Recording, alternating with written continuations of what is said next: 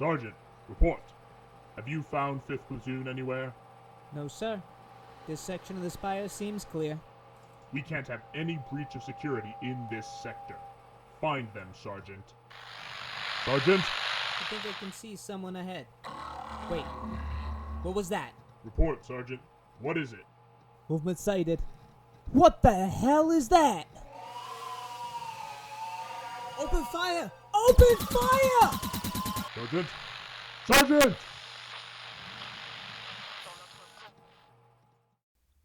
Welcome to the Forge of Sagas, and today we'll be turning these filthy Imperium Pteraxii into the servants of chaos using some Necron bits and our favorite, the Citadel Skull Kit.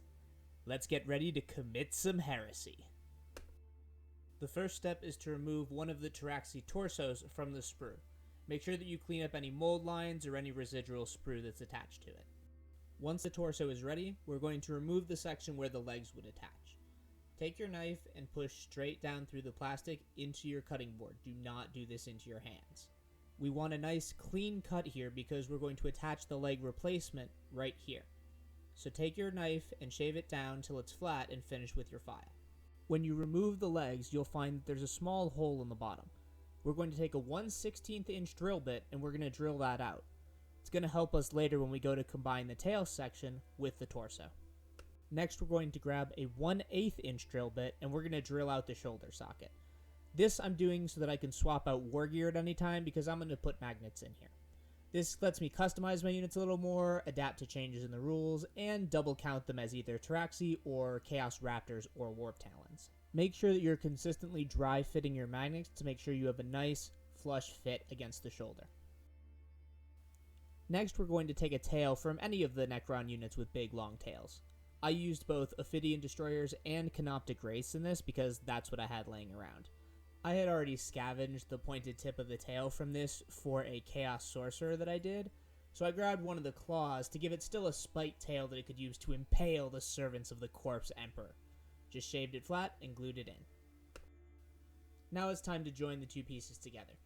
Here I'm going to show it to you with the Canoptic Wraith tail.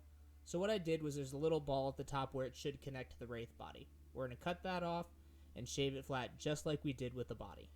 And we're going to come in with our 16th inch drill bit, and we're going to drill out a hole exactly like the one we drilled in the Pteraxii torso. This is going to let us pin the two pieces together with a little bit of paperclip. Cut yourself a length of paperclip or any other kind of metal wire that's nice and stiff, and put glue into both ends of the hole. Then you're going to take that paperclip. I chose to stick it into the Wraith tail, but whichever side doesn't really matter. And then you're going to take the torso, and you're just going to glue it right down. There you go. Too easy, right? There we have it. Nice clean union of tail and Pteraxii torso. If you're using the Ophidian Destroyer tail, it comes with this nice little nub where it's supposed to connect to the Necron body, and you can use that in place of your pin. Too easy. Alright, now that we've got two different kinds of bodies assembled, let's take a look at them. For the one that has the Canoptic Wraith tail, you can see this is a nice clean joint. They're the exact same circumference, so that's a really nice, easy thing. But when we're looking at the Ophidian tail, it looks kind of weird. There's this joint that we would have to cover up. To do that, we're going to make a little robe out of green stuff.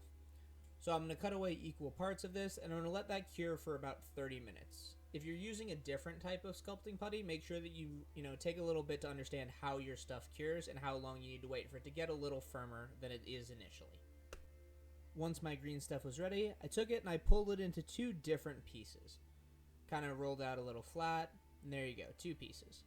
This is going to help me because I want to cover both the front and the back. There are these orbs coming off the side that I want to preserve. I want them to be visible because I think they're going to be cool. So I'm going to take the front, I'm going to press it on, and I'm using these rubber tip brushes since they just make it so much easier to get into the little cracks and crevices and really force the green stuff to adhere to the model. Once we've done the front, we're going to move to the back and do the exact same thing. Push it down there with our fingers, then I'm going to go and grab my brush, and we're not only going to push it down into the model, we're also going to blend this into the sides. So here, we're going to rotate. I'm going to switch hands real quick, and we're just going to try and blend this through. Because this is what's going to unite our robe. That way we can still have these nice, cool orbs showing on the sides of the Ophidian tail, and our robe will still look like it's one piece that's connected to the torso, rather than two separate pieces of green stuff that we just kind of forced on. To help with the blending, you can add a little bit of moisture to your brush, and that'll really help just make these two pieces come together as one. You're going to want to keep an eye on your robes as they're setting because they may start to droop a little bit. If this happens, just come in with your brush and just poke them back up. I also had this brush that has a nice thin tip for when I needed to get in between the orbs or into any other nooks and crannies to make sure that these robes still had a nice natural curve that flowed with the motion of the model. I had mine going off to the side because it mirrored the way the tail was turning as this model was snaking its way into the sky. But do whatever works best for your models. Another trick you can use is gravity to help the robes stay in shape. Here I laid the model on its side so that these robes would be pulled down by gravity and stay nice and shapely. The last thing our Chaos Pteraxii needs is a head, so I grabbed this skull from the Citadel skull kit, filled in the back with green stuff, and now we're going to glue it on. I picked one with nice big horns, that way it would give me this somewhat Night Lords-y feel, because that's how I look at these guys. These guys are terror troops, lurking in the spires of hive cities and just waiting to carry off unsuspecting citizens to become test subjects for their dark masters. Now let's turn our attention to the wings. They're really too clean and orderly, they don't look chaosy enough. So I want to make them ragged, or in carceral holes like they've been punctured by bolter fire. So I grabbed my 16th inch drill bit and I just started drilling holes through. You want to make sure that you don't drill directly into your finger, so I've got my fingers, give or take, on both sides of where I think the hole is going to come out. I caught myself once or twice, so again, be careful while you're doing this. You can drill as many holes or as few holes as you want until you have a pattern that looks good to you. Next, I'm going to grab my knife and I'm just going to insert it and just kind of wiggle it in there. This is going to help us create a more random pattern as it digs through. You can use big, wide circles, and that's going to give you a big, wide hole. Or if you just wiggle it really narrowly, as you can see I'm doing here, this is going to give you kind of a tear. It's going to go in one direction.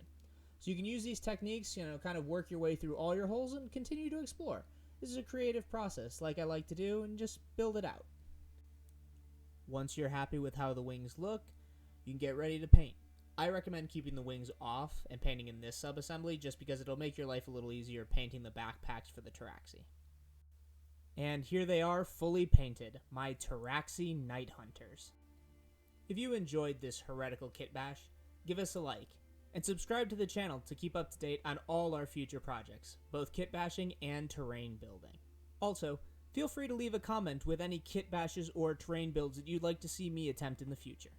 I wish you all well, and I hope to see you again the next time we ignite the Forge of Sagas.